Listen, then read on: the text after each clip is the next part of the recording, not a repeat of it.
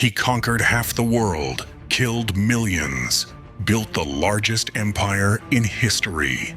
But when his falcon died, he cried. Genghis Khan was the most feared conqueror in human history.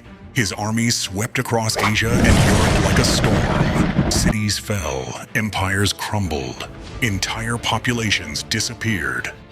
But everywhere he went, he brought one companion. Not a general, not a warrior, a falcon.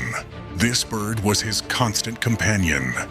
Genghis trained it himself, fed it from his own hand, took it on every campaign, every battle, every conquest. While his soldiers rode beside him, the falcon flew above, circling the sky like a guardian. To Genghis Khan, this bird was more than a pet.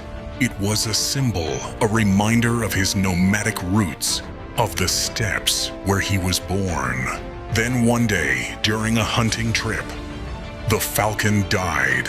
Genghis Khan, the man who had ordered the deaths of millions without hesitation, broke down. He mourned the bird for days, refused to eat, refused to speak. His generals stood by helplessly as their emperor grieved. But it wasn't just grief, it was rage. Genghis Khan ordered a monument built for the falcon, a stone memorial that would last forever. He commanded his scribes to record the bird's loyalty in the official chronicles of the empire. The conqueror who showed no mercy to his enemies, who burned cities to ash, who left pyramids of skulls in his wake, cried over a bird. And that's how history's greatest conqueror mourned a falcon more than his own generals.